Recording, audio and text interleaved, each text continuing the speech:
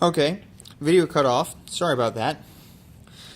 So, we want to determine the average value of the function over this domain. Here's our values. We're just going to get this and see what's our total area. Our total area is going to be x cubed over 3 minus x squared w over 2. That's a 10, so I get 5. Evaluate from negative 2 to 4. 4 cubed gives me 4, 16, 64 thirds minus 5 times negative 2 squared, or 5 times 4. That was just silly of me. It's been a long day. So I want 5 times 4 squared, or 5 times 16, minus negative 2 cubed gives me negative 8 thirds, minus 5 times negative 2 squared, or 4. At this point, position your calculator, you'll have some total value. This one I'm going to save you the last little bit of time. This is already taking 30 minutes of your time. I want to give it back to you. So we're going to get some value, but this isn't an average value, this is a total value. The average value is over this range. So from negative 2 to 4, well, there's 4 of them. There's 2 more. I have to divide it by 6. Now, moving on to the next one. We want f of x is x squared minus 2x. We want to sketch a function from negative 1 to 3. Okay.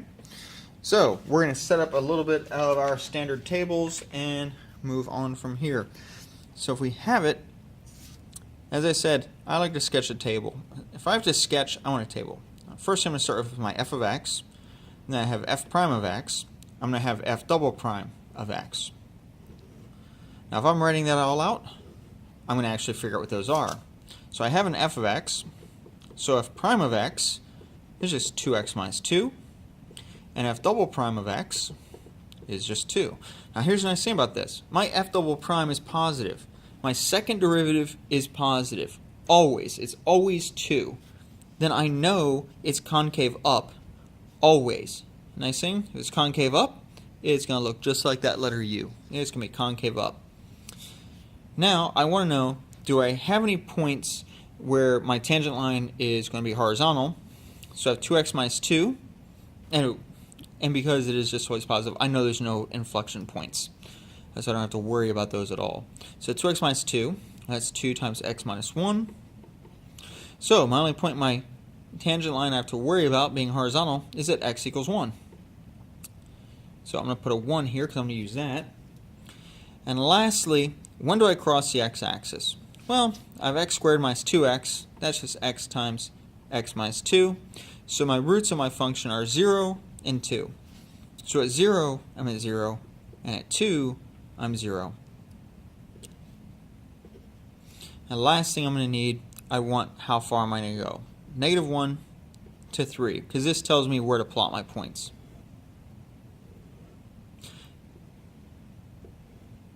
I know at 1, I'm horizontal. I need to know where that is. So I have 1 squared minus 2 is negative 1. So at 1, I'm at negative 1.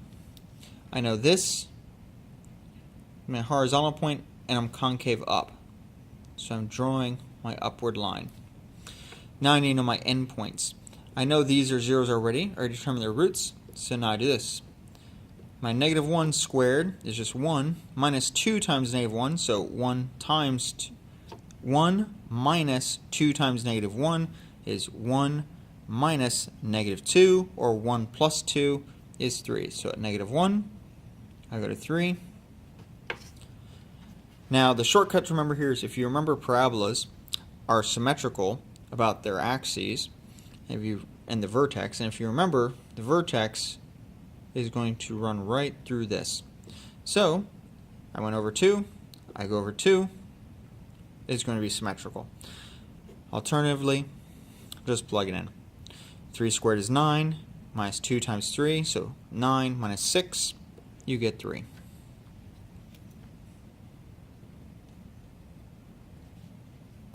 So if I went past you way too quickly as far as the symmetrical shape about the vertex, don't worry about it. Or the axis of symmetry.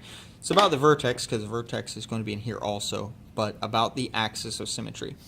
And now to sketch, I like to turn my paper.